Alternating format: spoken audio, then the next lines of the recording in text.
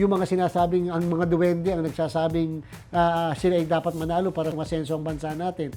Yan po yung mga pinagbabasihan po natin. Ibig sabihin, porket ikaw ay hindi marunong mag-English, hindi ka na pwede maging presidente, mukhang wala pong ganung klaseng klasifikasyon. Magandang araw po, ako po si Chairman George Sherwin Garcia ng Commission on Elections. Sasagutin ko po ang lahat ng katanungan nyo galing sa Reddit.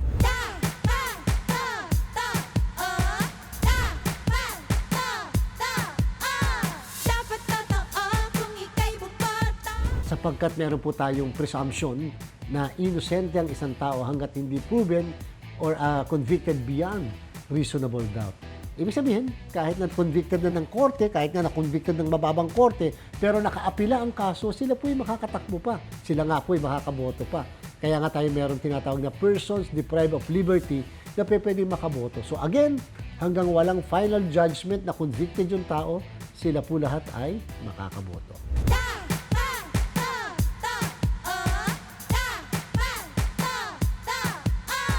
Kapag wala pang penal na conviction o judgment sa kanyang kaso, lalo't kasong kriminal, ay makakatakbo. Sapagkat ang bawat isang Pilipino ay presumed innocent until proven guilty beyond reasonable doubt. Hindi ba kahit naman kayo ay kinasintensyahan, halimbawa ng pababang korte, nag-apila kayo. Eh hanggat hindi nagdidesisyonan yung inyong apila, kayo ay hindi guilty sa mata ng batas. Kayo po'y inosente. At yung po ay nag-i-extend yung presumption na yun kahit sa pagboto at kahit sa pagiging kandidato. Kaya po, makakatakbo at makakatakbo. Yung pagiging nuisance, ito po, napagmamalaki po ng inyong lingkod. Nag-disqualify po kami ng napakadaming nuisance candidates, 117 sa pagkasenador. Kahit po pabasa namin sa inyong lahat yung aming naging desisyon, napagmamalaki po namin. Wala kaming diniklarang nuisance dahil siya'y mahirap. Wala kaming dineklarang nuisance dahil siya ay walang kakayanan ng mga kampanya o wala siyang pera. Wala siyang ari-arian. Wala po. Iniwasan po natin yan. Dineklara namin silang nuisance sapagkat ginagawa nilang katawa-tawa ang ating electoral process. Hindi po sila seryoso sa pagtakbo. At ni-research po namin yan, inimbestigahan namin kahit yung mga social media post nila. At kahit po yung kanilang pagsasalita sa entablado, pinag-aralan po natin. Yung mga naniniwala sa buwan, sa bituin, na maaasenso ang mga bansa. Yung mga sinasabing, ang mga duwende ang nagsasabing sila ay dapat manalo para masenso ang bansa natin. Yan po yung mga pinagbabasihan po natin. Kundi kayo na po siguro ang tumingin kung sa inyong palagay, nuisance ba sila o hindi. Sabi po sa amin po, nuisance sila.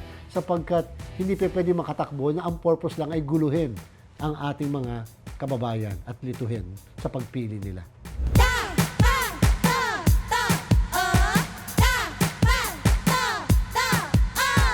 Nasa saligang batas po yan. Ako, wala pong pakialam ang COMELEC dyan. 40 years of age. Able to read and write. Must be a citizen of the Philippines. Must be a resident of the Philippines for at least 1 year or 2 years immediately preceding the day of the election. And must be a registered voter. Yan lang po ang requirement. In fact, kung may maglalagay na dapat ay college graduate o may maglalagay na dapat ay ganito o ganyan, ay mukha po magiging unconstitutional. Bakit po? Magiging illegal sapagkat ito lang ang nilagay ng saligang batas upang lahat pwede magkaroon ng equal opportunity for public service. Ibig sabihin, porket hindi ka nakatapos, hindi ka na pwede maging senador. Ibig sabihin, porket ikaw ay hindi marunong mag-English, hindi ka na pwede maging presidente. Mukhang wala pong ganung klaseng klasifikasyon or kwalifikasyon dahil mali po yun. Equal opportunity to serve.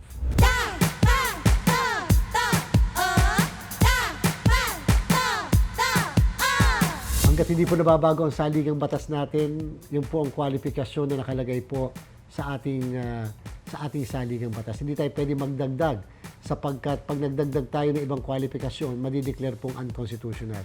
Nangyari na po yan, Pimentel versus the Commission on Elections, Social Justice Society versus the Dangerous Drugs Board. Nagdagdag ang COMELEC ng requirement na dapat may certification ng kandidato na siya hindi drug addict. Dineclare pong unconstitutional yon ng Korte Suprema sapagkat walang nakalagay sa saligang batas na ganung klaseng requirement para tumakbo sa isang elective position. Para po sa mga updates natin, kinakailangan lagi po tayong tututok sa social media pages ng GMA Integrated News at ng Commission on Elections para sa makabuluhang impormasyon patungo sa 2025 national and local elections. Maraming salamat po.